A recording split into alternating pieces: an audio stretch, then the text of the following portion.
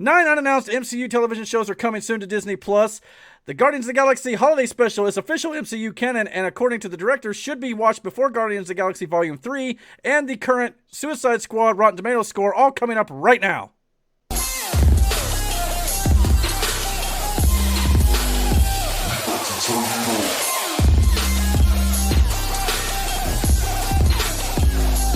Hey everybody, my name is Eric Hopkins and welcome to my YouTube channel. If you're finding me for the very first time, please click that like and subscribe button. And don't forget to hit the notification bell so you get all the notifications about when I put up new content right here on this channel. So I've got a little bit of movie news for you guys, so let's get into the first topic without any further ado, and it comes to us, of course, from the Direct. Marvel Studios reportedly has 9 unannounced Disney Plus shows currently in the works. Having gone from phases consisting of 6 to 11 films during the Infinity Saga, the MCU's expansion onto Disney Plus has opened the doors for Phase 4 to include upwards of 23 projects across theatrical releases and episodic series. Imagine that. That's incredible.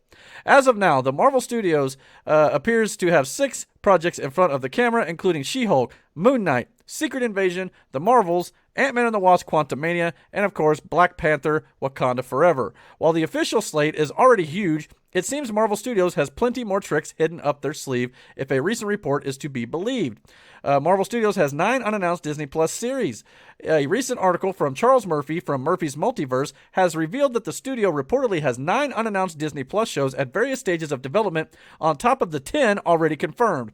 According to Marvel Studios Insider, projects based on Ghost Rider, Nova, and Secret Warriors could possibly be among them.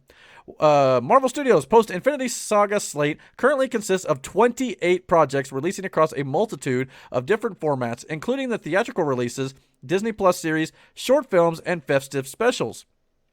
Based on the expansive size of the slate, it's safe to say any unannounced films or series won't be released until 2024 at the earliest. 2023 maybe could be possible, but we'll see.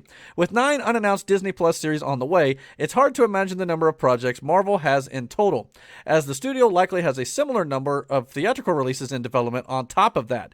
The cosmic space cop Nova has been a highly requested character to lead a live-action solo outing for over a decade now. From the older and more experienced Richard Rider to high schooler Sam Alexander, multiple different iterations of the character have existed over the years, making it hard to predict exactly which they opt for.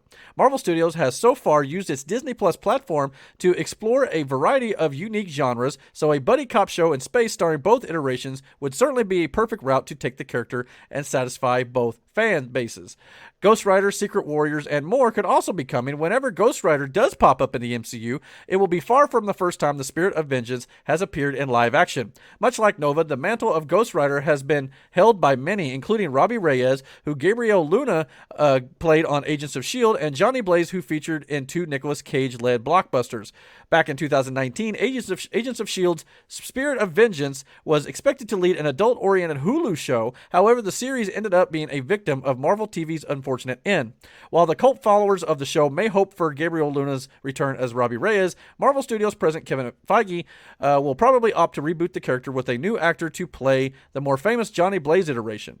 But with recent reports of Charlie Cox's Daredevil and Vincent D'Onofrio's Kingpin possibly reprising their Marvel TV roles in future MCU projects, Luna's return is certainly not out of the question. Ghost Rider doesn't seem to be the only part of Agents of S.H.I.E.L.D. set for Marvel Studios' reboot, as Secret Warriors is reportedly among the unannounced series. During the series' third season, Chloe Bennett's Daisy Johnson, Quake, led a team of Inhumans heroes under S.H.I.E.L.D. known as the Secret Warriors. Following the end of Marvel's first live-action show, Bennett was heavily theorized to be among those to return to the wider MCU, due to the character's great popularity and comic book significance. So yeah, it sounds like Disney Plus and the MCU are going to be working even more to bring us much more MCU content. They've already got a bunch on the slate for the next year, year and a half, maybe 2. So yeah, 2024 may be the earliest this comes out, but I think maybe some in 2023 could possibly be a thing, because you got to remember, this year on Disney Plus alone, we had 6 MCU shows that are either already happened and have already come our way, or they're going to be coming our way here before the end of the year, with Hawkeye and Ms. Marvel also scheduled for release by the end of the year. So yeah, it sounds like we're going to be getting much more of the MCU when it comes to television shows, intermixed with their movies that are going to be on the screen, which seems to be about 4. I think they're moving to about 5 a year in a few years as well. So we're getting getting a lot of Marvel content, and I think that's only a good thing for all of us fans of the Marvel Cinematic Universe. So we'll just have to wait and see what they do. So speaking of the Marvel Cinematic Universe, let's move on to our second topic of the day, and that is, of course, the Guardians of the Galaxy fans will need to watch the MCU holiday special before Volume 3. The current iteration of the Guardians of the Galaxy is set to finish off its MCU run, but there is still a lot to unravel due to the presence of two upcoming projects centered around the team. Before the team's emotionally infused adventure in Guardians of the Galaxy Volume 3, Peter Quill and the rest of the gang will first return in the Guardians of the Galaxy Holiday Special.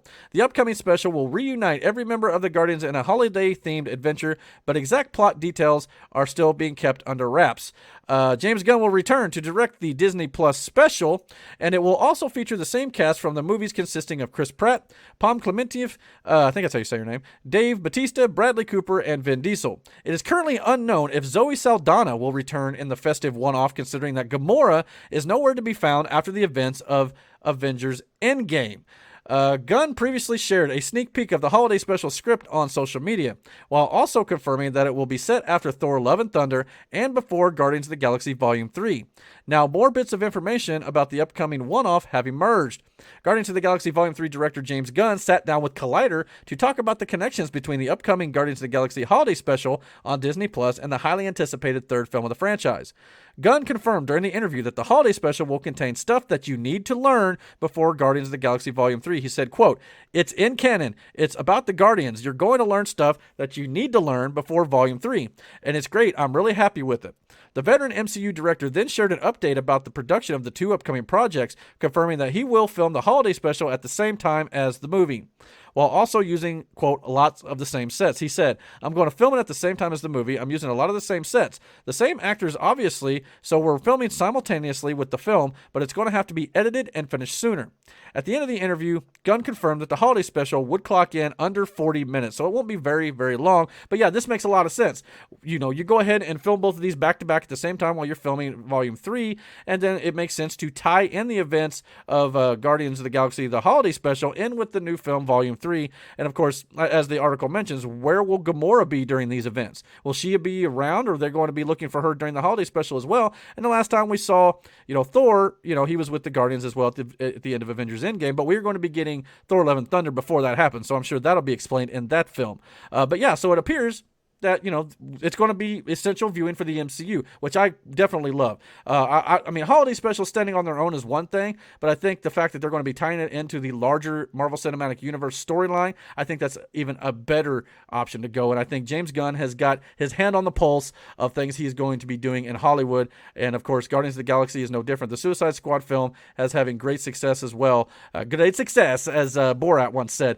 So I mean, obviously, James Gunn is on fire right now, and I cannot wait to see his other projects. And speaking of his other projects, let's get into our next article here, and that is, of course, the Suicide Squad Rotten Tomatoes rating. As of the writing of this article from Screen Rant, the Suicide Squad was currently at 100% on Rotten Tomatoes. The Suicide Squad currently rated 100% on Rotten Tomatoes after James Gunn. Tomatoes? Whatever. After James Gunn was temporarily fired from the Guardians of the Galaxy Volume 3, Warner Brothers was quick to bring the filmmaker on board to helm a DC film. Gunn eventually chose to write and direct The Suicide Squad, a new take on Task Force X that's disconnected from David Ayer's 2016 movie.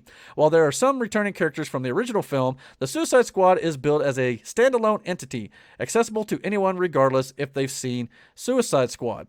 One of the reasons why WB was so keen to bring Gunn into the DC universe is because through the Guardians of the Galaxy movies, Gunn cemented himself as a creative voice who can craft unique comic book adaptations.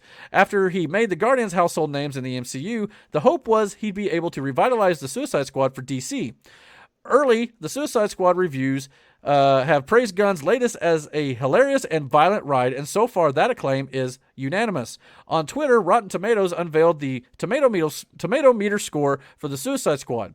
After 43 reviews, the film had a perfect 100% score, and as of the writing of this article, 46 reviews were counted, and that score was still intact. Now, I'm recording this on Wednesday evening, July 28th, so that has obviously changed. The current tomato meter score is 98%, 62 reviews, 61 positive, and only one critic giving a negative review. review, and that critic's name was Christina Newland of inews.co.uk.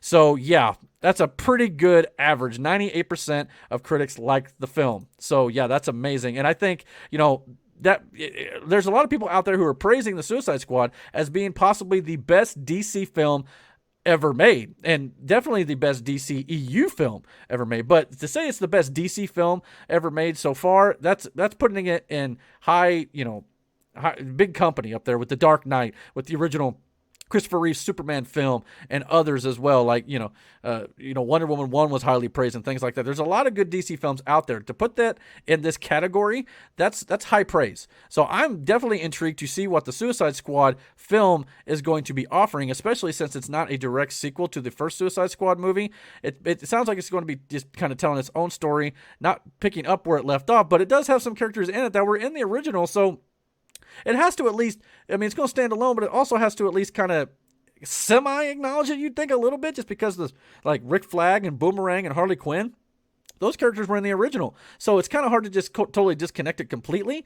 But you could just say it's a little bit later and they don't discuss the events that happened in the first film. Obviously, you could go that route. But I think for the most part, I trust James Gunn as a film director, as I mentioned in the other article about the Guardians of the Galaxy as well. And I think he's just on fire right now. And I think he's doing good work for, Hollywood in general. And I think it's going to be amazing to see the Suicide Squad. You can catch it on HBO Max and, of course, in theaters on August 6th, 2021. But the real question here is, guys, what do you guys think about these stories? Are you guys excited about the MCU TV shows that are coming our way? We've got a bunch already announced, and now we've got a bunch more that we don't know what the titles are. And are you looking forward to those? Are you looking forward to the Guardians of the Galaxy holiday special? And of course, Guardians of the Galaxy Volume 3. You're going to watch them in sequence so you get the full storyline. And of course, what do you guys think about the Suicide Squad Rotten Tomatoes score? Are you excited for the film, or do you think it looks like another DC disappointment? Please comment down below. Let me know, and don't forget to hit that like and subscribe button. And don't forget to hit the notification bell so you get all the notifications about when I put up new content right here on this channel. And until my next video, guys, take care.